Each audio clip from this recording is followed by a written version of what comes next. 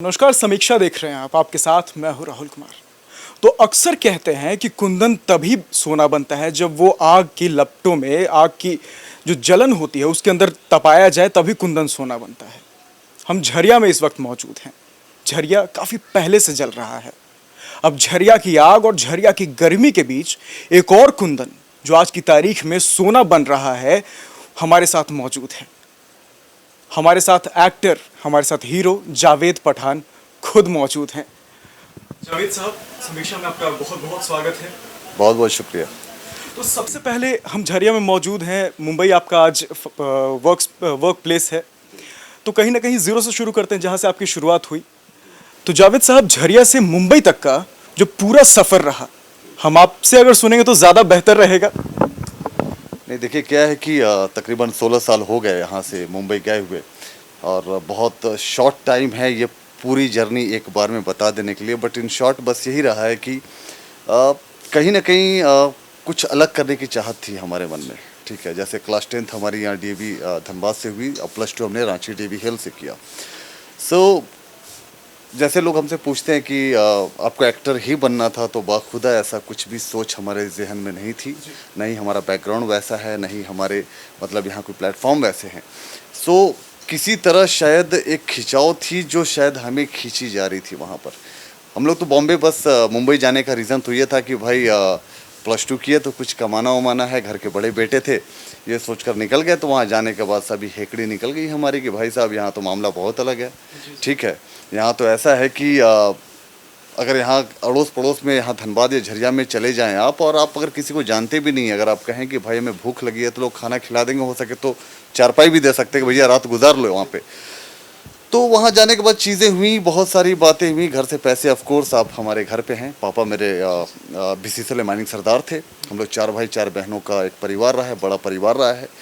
और चारों बहनों की शादी करना, चारों भाइयों को एक अच्छे लेवल में पढ़ाना, सब कुछ करना, तो उस कदर का फाइनेंशियल हमारे पास सपोर्ट नहीं था कि मुंबई जैसे शहर में जा कर के और कुछ कर सके या बन सके।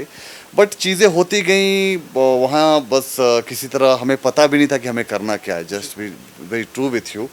इसके बाद एक हमारा दोस्त है, वो लाडो, और एक करेंट रामायण में तकरीबन आज से मैं बात कर रहा हूँ 9-10 साल पहले, ठीक है, उसमें लक्ष्मण का किरदार करता था। तो उसने मुझे बोला कि बाबा, बाबा मुझे प्यार से बोलते वहाँ पे, कि बाबा आपका तो लुक बहुत खूबसूरत है, कद काठी के हिसाब से आप माइथोलॉजिकल शोज़ में फिट हैं। तो मुझे नहीं पता था माइथोलॉजिकल शोज़ क्या होता है। तो उन्होंने बताया कि जो भगवान और इसके होते हैं पुराने, हमने बोला सही है। तब यहाँ से बैठ करके हम लोग हमेशा देखा करते थे श्री कृष्णा। तो शायद ही कोई हिंदुस्तान में इंसान होगा जो रामानंद सागर जी के नाम से वाकिफ़ ना होगा।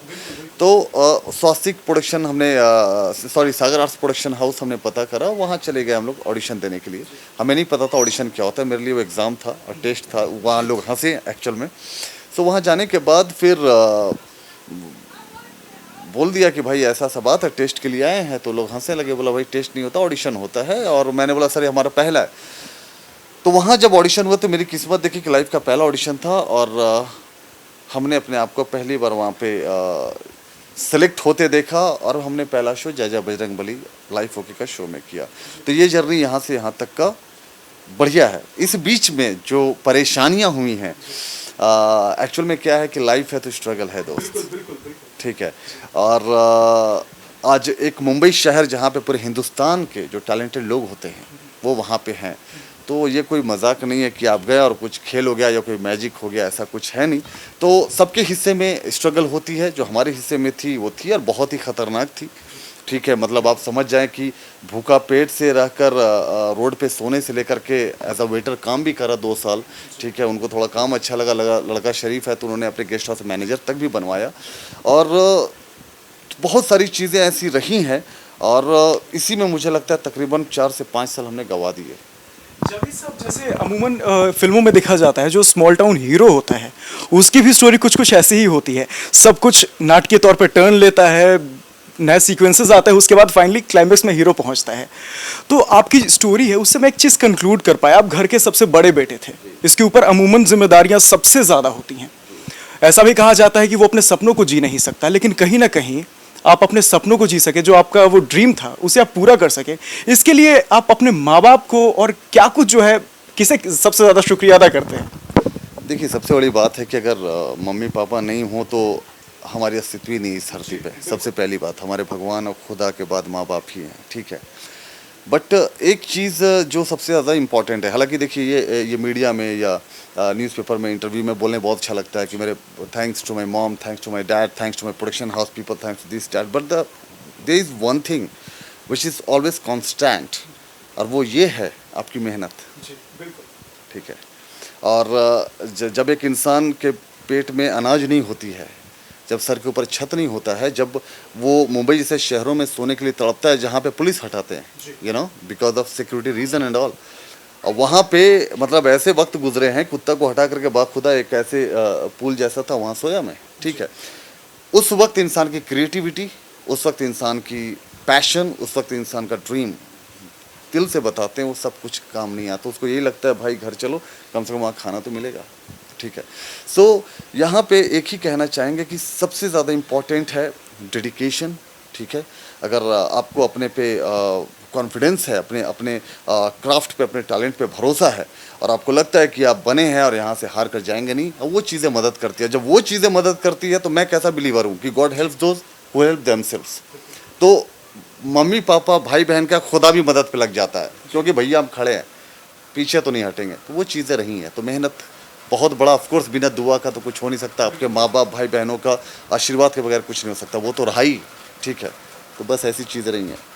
अमूमन जावेद साहब, ऐसा देखा जाता है कि जो छोटे शहरों के लड़के होते हैं उनके लिए सपने देखना बहुत मुश्किल होता है। बड़े शहरों में वो सरवाइव नहीं कर पाते, और आज के समय की अगर हम बात करें तो मोस्टली जो 90% आज के लड़के हैं वो बड़े शहरों की ओर ही रुख करते हैं, झारखंड में, और झारखंड के झरिया में रहना। यहाँ से जो कहीं ना कहीं पूरे देश को चला रहा है अपने कोयले से, यहाँ के लड़कों के लिए बाहर निकलकर सरवाइव करना, यहाँ अपना पहचान बनाना, उनके लिए आप क्या कुछ मैसेज देना चाहेंगे? देखिए, अलग अलग फील्ड में जाना थोड़ा डिफरेंट है। ये फिल्म इंडस्ट्री थोड़ा टफ है। ये टफ इसलिए है बिकॉज इंटरटेनमेंट इंडस्ट्री आज हमारे पूरे दुनिया के लिए एक बहुत ही खूबसूरत, एक अलग सा एक जगह अपना बना रखा है, ठीक है। चाहे जो भी इंसान हो, चाहे डॉक्टर, इंजीनियर, दुनिया के हर तमाम लोग, ठीक है, वो अपने आप को इंटरटेन करने के लिए टीवी देखते हैं या फिल्म देखते हैं, ठीक है।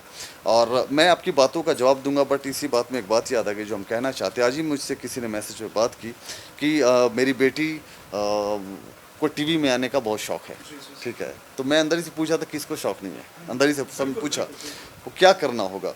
तो मैंने एक छोटा सा यही बात किया कि देखो यार, कि इंजीनियर, एक डॉक्टर पूरी ज़िंदगी, आधी ज़िंदगी वो पढ़ाई में गुजार देते हैं, ठीक है। आप पत्रकार हैं, बहुत तमाम प्रोफेसर, इनकी आधी ज़िंदगी उनकी तैयारियों में गुजरती है। अगर सोचिए कि ऐसे तबकों को अगर आप इंटरटेन करना चाहते हैं तो आपकी तैयारी किस लेवल की होनी चाहिए, ठीक है। तो जो कभी भी यहाँ से निकलने के लिए सपने का कोई बंदिशें नहीं होती, ठीक है। जिसको करना होता है वो कर लेता है। झरिया तो तपर भी खूबसूरत है, झरिया का नाम भी मार्केट में है। झारखंड में झरिया मैं समझ सकता हूँ कि जो हमारा फील्ड है और झरिया आसमान ज़मीन का गैप है, बट जो इंसान यहाँ पे बैठा ले, ठीक है। अरे आप यहाँ बात कर रहे हैं, मैं तो यूएस में था अभी 2 साल पहले, ठीक है। वहाँ हमारी 3 म्यूज़िक वीडियो हमारी अमेरिका में भी।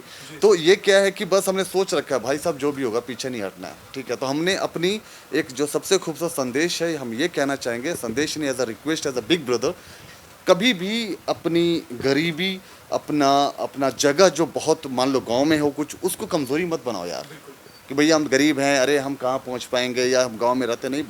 आपको करना है, उसी को ताकत बनाइए, और जिसके अंदर औकात और ताकत होती है ना, और अपने कॉन्फिडेंस होता है, वो कर गुजर निकलता है। ये जहाँ तक हम समझते हैं।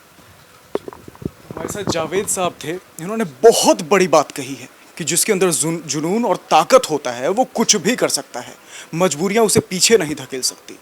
तो जावेद साहब, सबसे अंतिम चीज़ ये कि आपकी अगली वेब सीरीज़ आ रही है डिज़ायर, उसके लिए सबसे पहले बहुत बहुत कॉन्ग्रेचुलेशंस। उसके बारे में थोड़ी बात हम कर लेते हैं, क्या कुछ है? जी, desires actually one of the episode है, 4 एपिसोड हमने शूट करे हैं, जिसका प्रॉपर पूरे जो वेब सीरीज़ का नाम है ग्रे स्टोरीज़। टोटल हमने अमेरिका में शूट किया, और ये बेसिकली एक उस पर है कि हर इंसान ब्लैक या वाइट नहीं होता, एक ग्रेइश पार्ट उसके अंदर होता है।